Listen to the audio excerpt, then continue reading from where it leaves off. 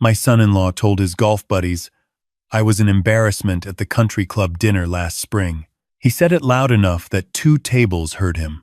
Loud enough that the server who was refilling my water glass looked away so I wouldn't catch her expression of pity. "That's just Eleanor's dad," he said, like I was a stray dog my daughter had dragged in from the parking lot. "He means well. He just doesn't quite fit here." I set down my fork, looked at the centerpiece, and decided right then that I was done being invisible. My name is Walter Grimes, and I'm 67 years old. For the past 14 years, my daughter and her husband have believed I was a retired county road worker, living on a pension and Social Security, scraping by in the same 2-story farmhouse I'd owned since 1991. What my daughter Ashley never bothered to ask, and what her husband Derek Marsh certainly never cared to find out, was that the little trucking operation I'd started in a gravel lot off Route 9 back in 2003 had quietly become Grimes Freight Solutions, a regional logistics company operating across 8 southeastern states, hauling agricultural goods, building materials, and cold chain cargo for some of the largest retailers in the country. 41 terminal locations, 612 employees, annual revenue of just over $73 million.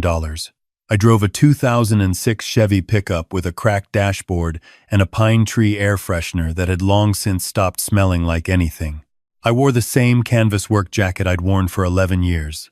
And I went to that country club dinner because my daughter invited me, because my grandson Cooper was being recognized for his junior soccer achievements, and because I still believed, even after everything, that showing up was what fathers did.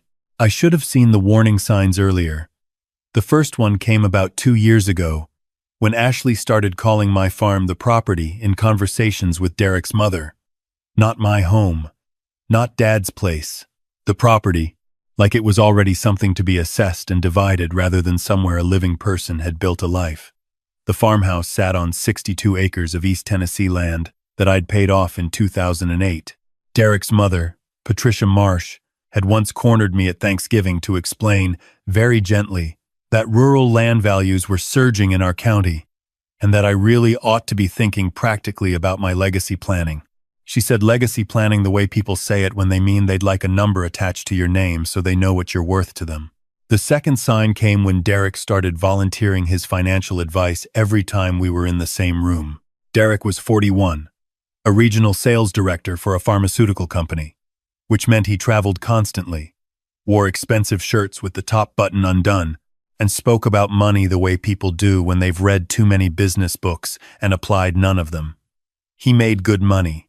He knew he made good money. He required everyone within earshot to also know he made good money. Every Christmas he found a way to mention his bonus. Every summer he mentioned his company's stock options.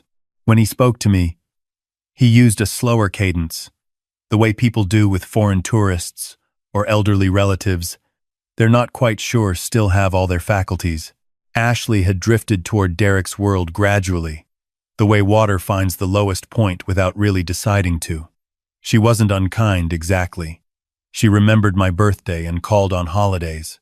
But somewhere in the decade of her marriage, she had started seeing me through Derek's eyes, the worn jacket, the old truck, the way I ordered the cheapest thing on a menu when we went somewhere nice and asked for tap water without having to be told.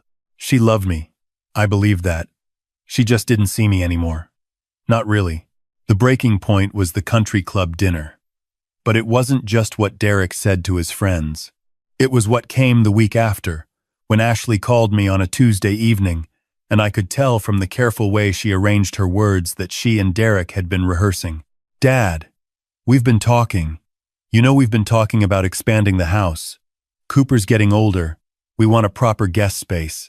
Derek's mother comes every summer now." She paused. "We think it might make sense for you to think about downsizing. The farm is a lot for one person. You're not using all that land." I asked her what she was suggesting. She said Derek had spoken with a real estate attorney, just informally, just to understand the options. She said the 62 acres would appraise significantly, and that if I sold to them at a family rate, I could take the proceeds and find something more manageable. A senior community. Or one of those new independent living places that had hiking trails and woodworking classes. She said Derek's mother knew someone on the wait list at Crestview Gardens in Knoxville. She said it was beautiful. She said they had a garden club. I'm 67 years old. I run 4 miles every morning along the ridge behind my house. I rebuilt the engine on my tractor last September by myself. I was being offered a garden club. I told her I'd think about it, and she sounded relieved, like the hard part was over. Derek got on the phone briefly to tell me he thought I was being incredibly reasonable about this, and that the numbers really did make sense from a financial planning perspective. He said financial planning perspective like he was reading it off a slide. I thanked him. I hung up. I sat on my porch for a long time watching the dark come in across the ridge. 3 days later, a letter arrived.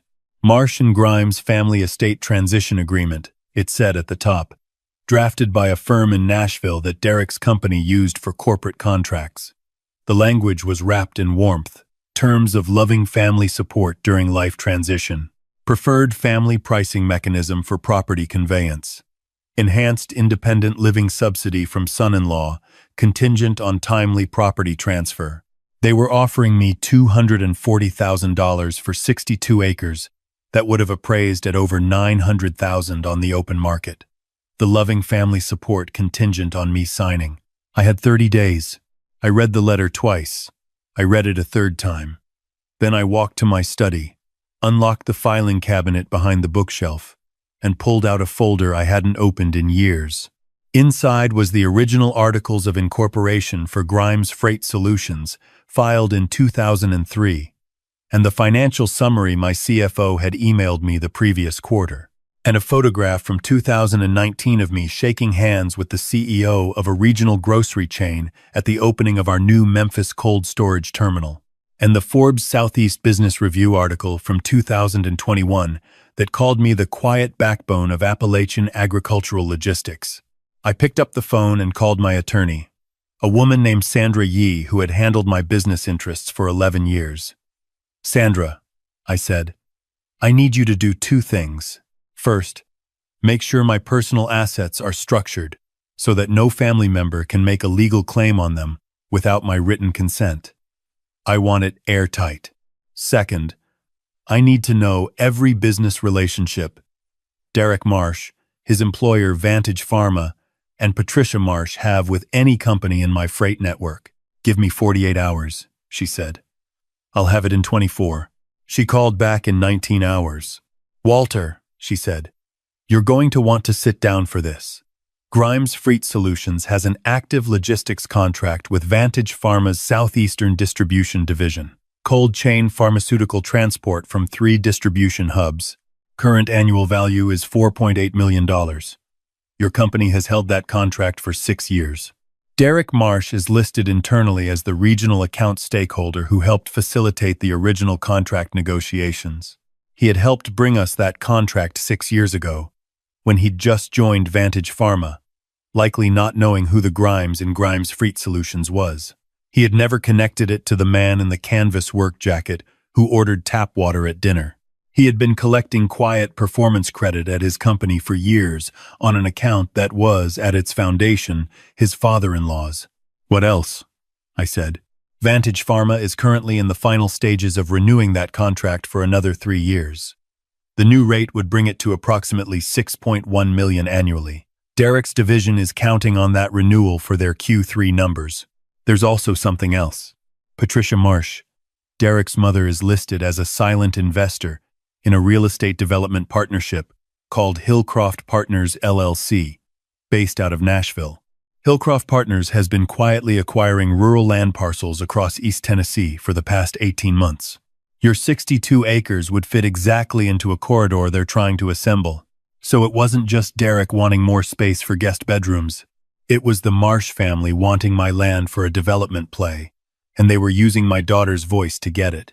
I told Sandra to prepare the contract termination paperwork for the Vantage Pharma account. Non-renewal. She asked if I was certain. That's a $6 million relationship, Walter. I know exactly what it is, I said. I also need you to have my personal property deed transferred immediately into the Walter Grimes Family Trust, structured so that Ashley receives a generous inheritance at the appropriate time, but that no third party can access, claim, or leverage the land in any transaction without trustee approval. And Sandra, I said. Make sure the trust document is dated before I receive that letter. Done, she said. When are you going to tell them? I said I was going to wait for the right moment. Some lessons need the right stage. The right stage turned out to be Ashley and Derek's annual summer gathering, a party they'd hosted for the past 4 years in the backyard of their house in Brentwood. They called it a cookout, but it involved catered food, a string light installation, a custom cocktail station, and a guest list that was really a performance of their social standing. Derek's colleagues from Vantage Pharma, Ashley's friends from the neighborhood association, Patricia Marsh, presiding from a chair near the bar like a retired monarch, and me, invited as an afterthought. Because not inviting your father-in-law while pressuring him to sign over his property would have been too obvious even for them. I drove down in the old Chevy. I wore clean Wranglers and a blue button-down. I brought a peach cobbler I'd made from scratch because that's what my wife Louise had always brought to summer gatherings before she passed, and I wasn't going to stop now. Derek was at the grill when I arrived, spatula in hand, explaining something about his bonus structure to 2 men in polos. He saw me come through the gate and his face did the thing it always did, a quick recalibration, friendly mask sliding into place. Walter, glad you made it. Set that down anywhere. He gestured vaguely toward a folding table. Patricia waved from her chair with 2 fingers. Ashley hugged me and whispered that she was glad I'd come and that she hoped I'd had a chance to look over the documents. I said I had. She looked relieved again. I wondered how many times she'd practiced that relieved look in the mirror. I found Cooper by the inflatable pool and spent 20 minutes talking to him about soccer and his upcoming school year, which was the best part of the evening by some margin. My grandson is 10 years old and has his grandmother's eyes and a laugh that makes you feel like the world isn't entirely broken. I held on to that for a while. The moment came just before 8 o'clock. Derek clinked his glass and gathered everyone near the patio. He had an announcement, he said. He wanted to take a moment to recognize something the family was doing together. He put his arm around Ashley. They'd been going back and forth on this for a while, he said. But they were very excited to share that they'd be expanding their property footprint significantly in the coming months, thanks to a generous decision by his father-in-law. He looked at me across the patio with an expression that was almost respectful, the way people look at an elderly dog that has learned a new trick. Walter's agreed to transition his farm property to the family, Derek said. It's the right move for everyone, and we're really grateful. He raised his glass. To Walter, and to smart planning. Glasses went up. 20-some people looked at me, nodding, smiling. Ashley caught my eye, and I could see a flicker of uncertainty there because I hadn't moved, hadn't lifted my glass, hadn't smiled. I said, Derek, I have a question for you. He kept his smile up. Sure, Walter. Do you know who holds the cold chain transport contract for Vantage Pharma's Southeastern Distribution Division? A slight pause. I mean. We use Grimes Freight Solutions for that. Why? The patio got quieter. Do you know who owns Grimes Freight Solutions? Another pause. Longer this time. Across the yard, I watched Patricia Marsh slowly set down her drink. It's a regional company, Walter. I'm not sure what this has to do with. I pulled out my phone. I opened the company management portal and set it on the table beside the peach cobbler so anyone could read it. Terminal network. 41 locations across 8 states. Active workforce, 612 employees. Q2 revenue, $18.4 million. CEO and sole owner, Walter G. Grimes. Derek stared at the screen. He looked up at me. He looked back down. I said, I founded Grimes Freight Solutions in 2003 inches, a gravel lot off Route 9. I've been running it ever since.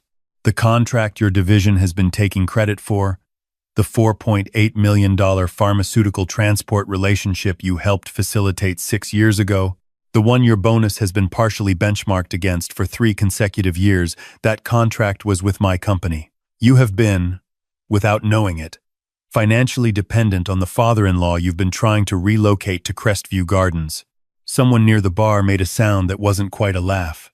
Derek said, That's Walter. That's not you can't own that company. I said, I do own that company. Current estimated enterprise value is approximately $61 million. Personal net worth, including real estate holdings across 3 states and liquid investment accounts, is just under 88 million. Patricia Marsh stood up from her chair. Ashley said nothing. She had gone the color of old plaster. I kept my voice even because I'd had months to prepare this. And I hadn't stayed calm through 30 years of building a freight empire by losing my composure at dinner parties. I said, I also want to tell everyone here that I received a legal document 3 weeks ago drafted by a Nashville firm asking me to sign over my 62-acre property to my daughter and son-in-law at 26 cents on the dollar. The document had a 30-day deadline. The letter suggested the proceeds would be more than sufficient for someone in my financial situation. As of 2 weeks ago, that land was transferred into the Walter Grimes Family Trust, which no third party can access, claim, or leverage without my written authorization. So if anyone here was expecting a property acquisition in East Tennessee this season, they should look elsewhere. I turned to Patricia. I said, I also know about Hillcroft Partners LLC. I know about the land corridor in East Tennessee. I know this wasn't about Ashley needing a guest bedroom. Patricia's mouth opened and closed. I looked at Derek. I said, the Vantage Pharma cold chain contract with Grimes Freight Solutions is due for renewal this quarter. As of yesterday, my company has declined to renew. We've offered a transition period of 60 days and a formal introduction to 2 alternative carriers. I imagine that will create some difficulty for your Q3 numbers. Derek said, you can't do that. His voice had gone thin. I said, I did it yesterday morning. Ashley finally found her voice. She said, Dad. I looked at my daughter and I kept my voice gentle because whatever was happening here between Derek and his mother and this land deal, Ashley was still my daughter, and Louise would have wanted me to be gentle. I said, Ashley, I've been watching someone walk through my home talking about my options for 2 years. I've been called a man who just doesn't quite fit here by the man you married, in a room full of people who thought it was a reasonable thing to say. I have never once asked you for anything. I came to every soccer game, every school play, every birthday. I drove 4 hours to be there when Cooper had his tonsils out. I have never missed a moment that mattered. She was crying now. She said she didn't know. About the company. About any of it. I said, I know you didn't know. That's a conversation we're going to have, you and I. Not tonight. But we will. I picked up my peach cobbler from the folding table, said goodnight to Cooper, who had appeared in the patio doorway looking confused and slightly alarmed, and walked back through the gate to my truck. The drive home took 2.5 hours. I stopped once for gas and a coffee, ate the gas station crackers I'd been buying since the 1990s because I genuinely liked them, and thought about Louise and what she would have said about all of it. She would have told me I waited too long. She would have also told me I handled it with more grace than she would have. She would have been right about both things. The calls started the next morning. Derek first, at 7:45. I let it go to voicemail. Then Ashley, at 8:15. Then Derek again. Then Patricia Marsh, from a number I didn't recognize, which told me she'd anticipated I might not pick up from a number I knew. Then Ashley again, and again. And on the 4th call I picked up because she was my daughter and I'd said we would talk. She asked if she could come to the farm. I said yes, Sunday. Come alone. Come for coffee and stay for dinner if you want. She said, what about Derek? I said, Sunday. Come alone. She came at 10 in the morning in the Toyota she drove for errands, not the Lexus. She wore jeans and no jewelry and her hair wasn't done the way it usually was for anything she considered a performance. She looked like the 23-year-old who had called me from her first apartment to tell me the heat wasn't working and she wasn't sure who to call. And I'd driven up and fixed the radiator valve myself and we'd eaten soup out of the pot because she didn't have enough bowls. We sat on the porch. I made coffee. She wrapped her hands around the mug the way Louise used to. She said, Dad, I need you to tell me the truth about something. She asked if I'd hidden the company from her on purpose, or if she'd just never asked. I told her it was both, and neither excuse covered the other. I said, I started the company the year after your mother got sick. I built it while I was taking her to treatments, while I was raising you, while I was keeping this farm. I built it because I needed to feel like I was doing something, making something, while everything else was falling apart. And then it grew into something bigger than I'd planned. And by the time you were grown and gone, I'd gotten used to being two different people. The dad who showed up in the old truck, and the man who ran the company. I didn't want the company to change how people looked at me. I'd seen enough of that in business. I didn't want to see it in my own family. She was quiet for a while. Then she said, "But Derek." I said, "Derek is a separate conversation. What I want to know from you first is whether you actually wanted my land for a guest room, or whether Patricia convinced you the property transaction was good for the family, and you let yourself believe it." She looked at the ridge for a long time. She said, "Patricia made it sound like she was helping me help you. She said you were struggling with the upkeep. She said you'd never admit it because of pride. She said it was the responsible thing to do while you still had time to benefit from the equity." I said, "Did you ever ask me if I was struggling?" She said, "No." She said it quietly, looking at the coffee mug. I said, "You know what I've always wanted from you? Not money, not property decisions, not estate planning advice from your husband's mother. Just the call on a Tuesday. Just how was your week, Dad? Just you asking." She cried, not the polished social crying she might have done at the party, but the real kind. The kind that sounds like something tearing. I put my hand over hers and let her. When she settled, she asked what happened with the Vantage contract. I told her the termination was real. I said Derek needed to understand that relationships have weight, and that the weight runs both directions. I said his Q3 was going to be uncomfortable, and that was a consequence of choices, and consequences are teachers when nothing else gets through. She said, "Will you ever reinstate it?" I said, "Not for Derek, but I might build something new with someone who earns it." We sat on that porch until early afternoon. I made sandwiches. She helped without being asked, which is something Louise had always said was the real test of a person, whether they helped without being asked. We talked about Cooper's soccer season and the old oak at the edge of the south field that had finally come down in the winter storms. We talked about Louise, which we hadn't done properly in years, and Ashley cried again when I told her I still talked to her mother sometimes in the mornings on the ridge, that it helped, that I didn't care if that sounded strange. She said it didn't sound strange at all. She said she did it too, sometimes. Derek called twice while she was there. She let both calls go. The weeks that followed were difficult for them in the practical ways I'd anticipated. The Vantage Pharma contract termination sent a shock through Derek's division. He wasn't fired, but he was placed on a performance review that he'd spent 6 years assuming he'd never see. Patricia Marsh made 2 attempts to call me through mutual acquaintances, neither of which I returned. The Hillcroft Partners Land Corridor project stalled without my 62 acres as the connecting piece, which Sandra confirmed through a contact at the county planning office. Ashley came back 4 weeks later, this time with Derek. He looked like a man who had been standing in a room with no windows for a month. He sat at my kitchen table and he didn't ask for anything, didn't make a pitch, didn't speak in the careful cadence he'd always used with me. He just said he'd spent a lot of time thinking about who he thought I was and who I actually was, and that he wasn't sure those two things had ever been real, that the man he'd invented in his head, the one he'd been patronizing for years, was a story he'd told himself, and he was sorry he'd let that story make him mean. It wasn't a perfect apology, but it was real, which is rarer. I asked him what he planned to do about the contract situation at his company. He said he was going to be honest with his division head about his miscalculation. He was going to ask for the chance to rebuild relationships with the carriers from scratch, on their terms, not his. He said he didn't expect me to help him. He said he wasn't asking. I told him that was exactly the right instinct. I told him I'd built my company by asking for nothing and delivering everything, and that the only people who ever got ahead in my industry were the ones who understood that trust was earned in hundredths, not given in hundreds. He nodded. He looked at the table. I said, "Derek, I'm not your enemy. I never was.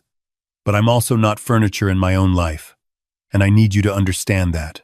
He said he did. He said he was starting to. I never offered to restore the Vantage Pharma relationship. Some things need to stay earned. He needed to go find a carrier who'd never heard the name Grimes and build it from scratch, and whatever he built would actually belong to him in a way this one never had. I didn't tell him that, but I think he understood it. Somewhere under everything. On a Sunday in September, 6 weeks after the dinner party, Ashley brought Cooper out to the farm. Just the two of them. Derek stayed home, which was the right call.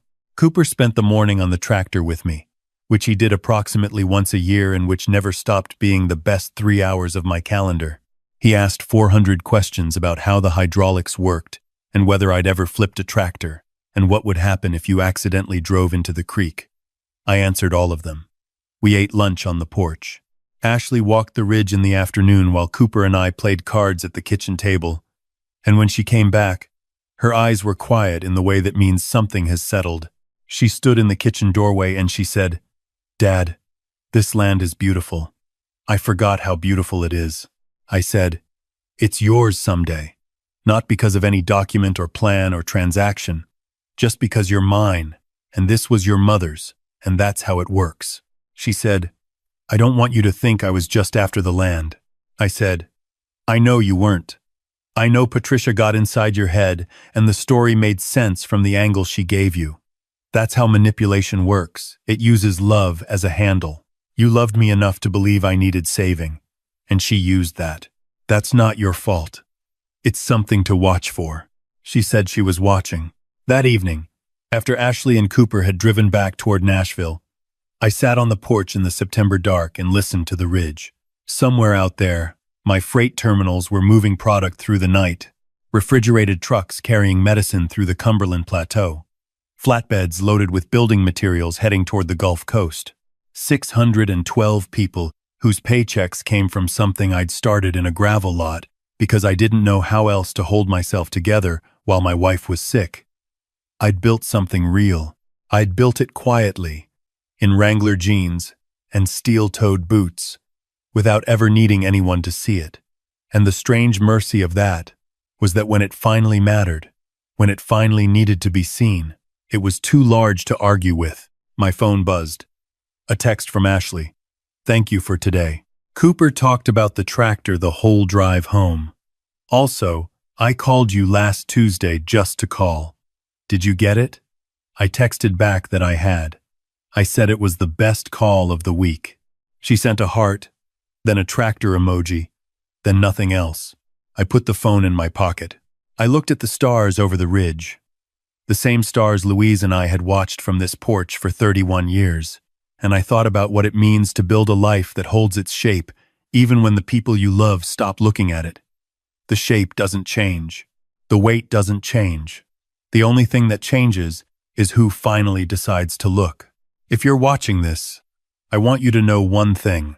The person who respects you least right now is probably holding a story about who you are that they built without asking you a single question. That story is not you. Don't let it be. And don't wait too long to correct it. I waited 14 years. Most of that time, I was fine. But those last two, when the letters started and the realtors came, and my daughter used the word property, those 2 years cost something I won't get back. Speak up before the silence becomes the story. That's the only thing I'd do differently. Subscribe and tell me where you're from. And remember, the quietest people in the room are sometimes the ones who built it.